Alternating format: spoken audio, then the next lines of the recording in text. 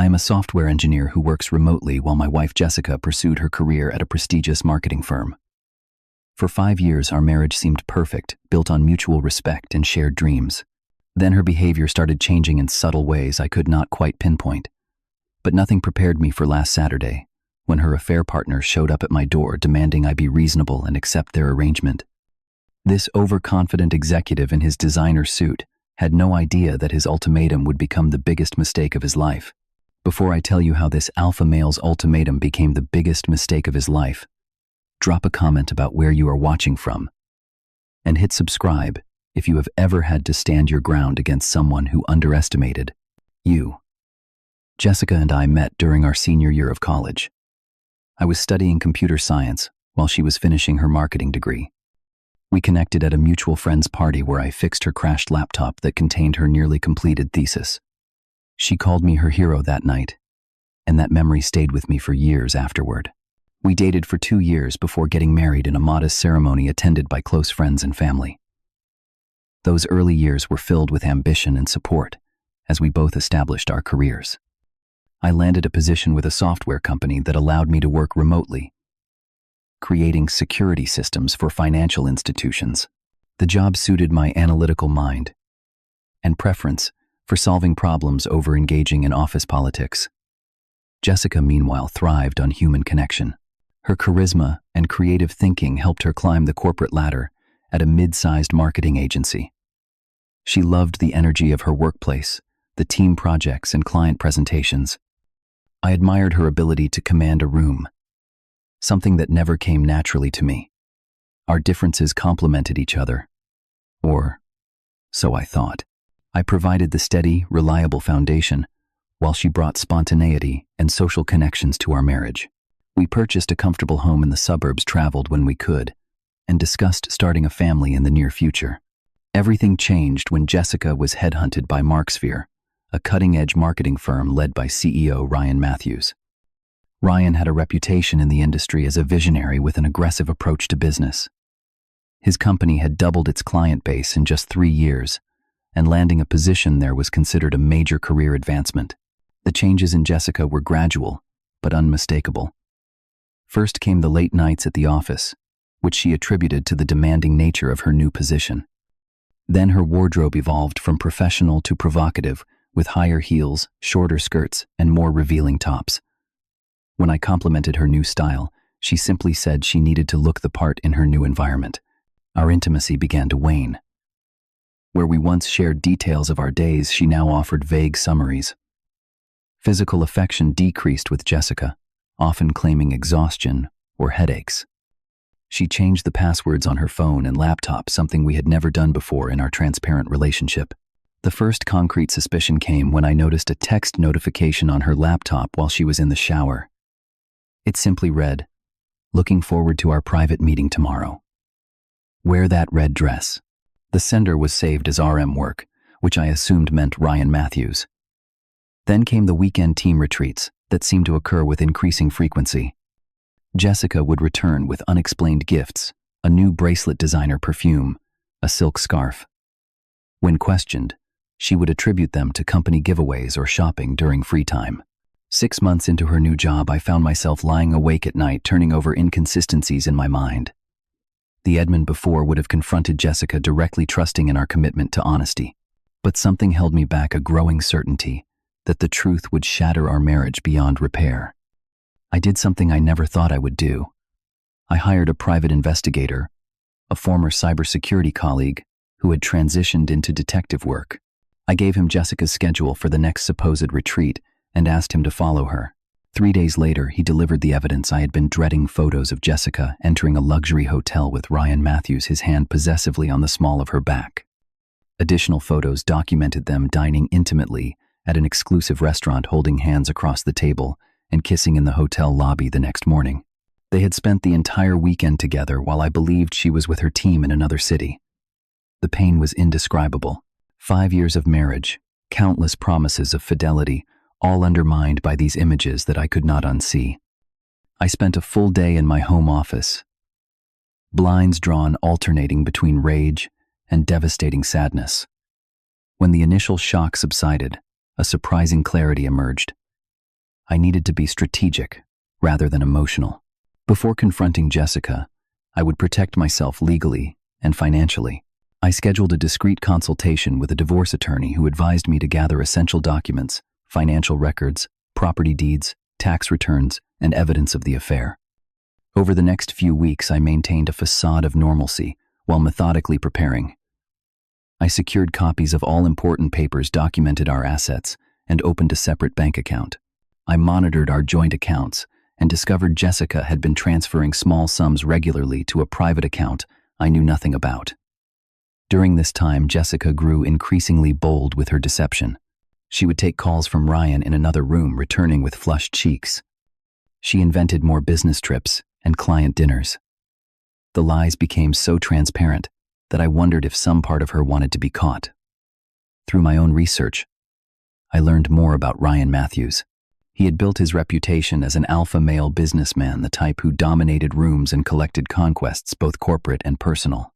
Industry gossip revealed a pattern of affairs with employees and clients, yet his professional success seemed unaffected by his personal conduct. My final discovery came when Jessica accidentally left her email open on our shared tablet. There, I found correspondence between her and Ryan discussing their future plans. They were considering relocating to the West Coast to start a new branch of his company. Jessica had written, "I just need to figure out the right way to leave E. He is so dependent on me. It is going to be messy." That night, I finalized my preparations. All evidence was organized, my essential belongings packed in a suitcase hidden in my car trunk, and my new living arrangements secured. I was ready for the confrontation that would end my marriage, though I had no idea how soon it would come or from what unexpected direction. The knock came on a Saturday morning. Jessica had left 2 hours earlier for what she called her weekend yoga intensive, another transparent lie. I opened the door to find a man I recognized immediately from photos, Ryan Matthews. He stood on my porch in designer jeans, an expensive button-down shirt, and a casual blazer that probably cost more than my monthly mortgage payment. His Rolex gleamed in the morning sunlight, and his perfectly styled hair and confident posture completed the image of success he clearly cultivated. "You must be Edmund," he said with a smile that did not reach his eyes. "I think it is time you and I had a man-to-man talk, do not you?" Stunned by his audacity, I stepped aside to let him in. My heart hammered in my chest. But years of navigating difficult coding problems had taught me to maintain composure under pressure. I led him to the living room, the space Jessica and I had once decorated together with so much hope for our future. Ryan did not wait for an invitation to sit.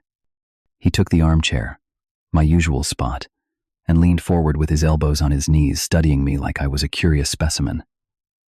"I will get right to the point," he said. "I know you are aware of what is going on between Jessica and me. She has not told me directly that you know, but a man can sense these things." I remained standing, saying nothing, which seemed to unsettle him slightly. "Look," he continued, his confidence returning, "these situations happen all the time in the business world. I thought it would be mature to discuss a reasonable arrangement." "Arrangement?" I finally spoke, keeping my voice neutral. Ryan smiled clearly, relieved to get a response. "Yes. Jessica is a remarkable woman. She deserves the best of everything which I can provide, but she also values stability, which is where you come in." He gestured around our home. "You have built a comfortable life here. Jessica tells me you are quite content with your remote work, your routines. She feels a certain obligation to you." The condescension in his tone was unmistakable. He was offering me crumbs from what he considered his table. "My proposal is simple. Jessica remains your wife. On paper, you keep this house, your comfortable lifestyle. In return, you understand that she and I have a relationship that fulfills needs you simply cannot meet." I felt a surge of anger but channeled it into careful observation. Ryan took my silence as weakness, growing more emboldened. "Let me be blunt, Edmund. Jessica needs a certain kind of man, an alpha, if you will. From what she has told me, you are more of a beta, reliable, predictable, but not exactly exciting." He gave a small, dismissive laugh. "No offense intended." "And if I do not agree to this arrangement?" I asked quietly. Ryan's expression hardened. That would be unwise. I have connections throughout the tech industry. One word from me could make your professional life very difficult. Silicon Valley is smaller than you might think. Is that a threat? I maintained eye contact, which seemed to surprise him. Not a threat, a reality check. He leaned back, regaining his superior posture. Men like you always lose against men like me, Edmund. Jessica says you avoid confrontation, that you always take the path of least resistance. I am offering you a dignified solution. The final blow came when Ryan pulled out his phone. Perhaps you need convincing that this is already a settled matter. He turned the screen toward me, showing pictures of him and Jessica together. Intimate photos that stabbed at my heart. She is already mine. I am simply being courteous by having this conversation. I took a deep breath. I see. Would you mind waiting here for a moment? I need to get something from my office. Ryan nodded clearly, believing he had won. As I left the room, I heard him make a call. Jessica, baby. Yes, I am talking with Edmund now. Do not worry. He is taking it just as you said he would. It is being handled. I returned a few minutes later with a folder. Ryan ended his call and smiled triumphantly at me. He expected begging anger or resignation. He was not prepared for what came next. Before we finalize your arrangement, I said calmly, I thought you might want to look at my counterproposal. I opened the folder and placed several documents on the coffee table between us. Ryan glanced at them with mild curiosity that quickly transformed into confusion, then alarm. The color drained from his face as he picked up the top document. A detailed report of financial irregularities within his company, complete with transaction records, dates, and account numbers. What is this? His voice had lost its smooth confidence. That is the evidence of how Marksphere has been falsifying client billing records and engaging in wire fraud for the past 2 years, I replied calmly. Below that, you will find documentation of your company's tax evasion strategies and misappropriation of client funds. Ryan stared at me, his previous arrogance replaced by growing panic. How did you get this information? This is illegal corporate espionage. I sat down across from him, finally taking my seat. Actually, it is legal cybersecurity investigation. That is what I do, Ryan. I create security systems for financial institutions, which means I know exactly how to identify fraud patterns when I see them. And when my wife started having an affair with her CEO, I became very interested in that CEO's business practices. I slid another document toward him. This is a copy of the report I submitted to the Securities and Exchange Commission yesterday. And this, I added, producing another paper, is confirmation that the FBI has opened an investigation based on my evidence. Ryan stood abruptly, papers falling to the floor. You have no idea who you are messing with. My lawyers will destroy you. Your lawyers will be too busy defending you against federal charges, I replied. But here is the interesting part, Ryan. I have not submitted the final piece of evidence yet. The most damning documentation is still in my possession. His eyes darted to my laptop on the nearby desk, then back to me. Jessica told you I avoid confrontation. What she failed to understand is that I prefer strategic patience over impulsive action. While you were taking my wife to hotels, I was piecing together the financial crimes happening at your company. Ryan sank back into his seat. What do you want, money? I want you to end your relationship with my wife immediately. Today. I want you to resign from Marksphere, citing personal reasons, effective Monday morning. I produced another document. I have drafted a resignation letter and a transfer of operational control to your COO, Laura Bennett. You will sign both. This is absurd. Ryan sputtered, but his bravado was crumbling. Additionally, you will confess your affair to your wife and your board of directors before leaving town. I suggest relocating to another state, preferably one without an extradition agreement. And if I refuse, his voice was barely a whisper now. Then I submit the final evidence package to the FBI tomorrow morning, and you face up to 20 years in federal prison for fraud and embezzlement. I leaned forward. Your choice, but I need an answer now. Ryan attempted one last threat. I could destroy this evidence right now. Attack you. There are ways to make this disappear. This entire conversation is being recorded and backed up to a secure cloud server, I informed him. And my attorney has instructions to release everything if anything happens to me. Now shall I call Jessica back? I believe you have something to tell her. As if on cue, Ryan's phone rang. Jessica's name flashed on the screen. With trembling hands, he answered and put it on speaker at my gesture. Ryan, what is going on? You said you were handling things with Edmund. Her voice sounded concerned but not panicked. Yet, Ryan looked at me, defeat in his eyes. Jessica, listen. We need to end this. All of it. What are you talking about? Confusion filled her voice. Our relationship. It is over. I am leaving town. Resigning from the company. It is done. His voice cracked. There was a moment of stunned silence before Jessica erupted. What did he do to you? What did Edmund say? Put him on the phone right now. Ryan looked at me pleadingly, but I simply shook my head. Nobody did anything to me. Ryan continued his earlier alpha male persona. Completely dissolved. This is my decision. Do not call me again. Do not try to contact me. Ryan, wait. Jessica's panicked voice was cut off as Ryan ended the call. He stared at the documents I had laid out, then at the resignation letter. Without another word, he signed both papers. As he handed them back to me, I saw a broken man, where the arrogant CEO had stood just 30 minutes earlier. You have 24 hours to leave town, I said, gathering my evidence. I suggest you use that time wisely. Ryan walked to the door like a man heading to execution.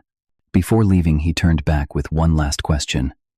How long have you known about Jessica and me? Long enough, I answered. Now go tell your wife what you have been doing before she hears it from someone else. As the door closed behind him, I felt no triumph. Only a strange sense of calm. The confrontation I had been dreading was over, but in a way I never could have anticipated. Now I had to prepare for Jessica's return. I did not have to wait long. Less than an hour after Ryan left, I heard Jessica's car screech into the driveway. She burst through the front door, her yoga outfit belying where she had actually been that morning. What did you do? She demanded, her face contorted with anger and confusion. Ryan is not answering my calls. He sent me a text saying it is over and he is leaving town.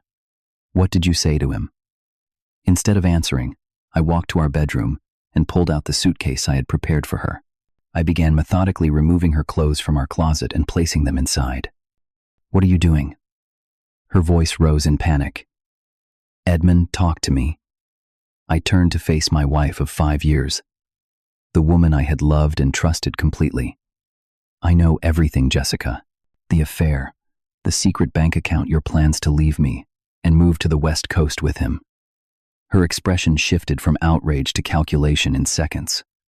It is not what you think. Ryan pursued me. He pressured me. I was afraid of losing my job if I did not go along with it.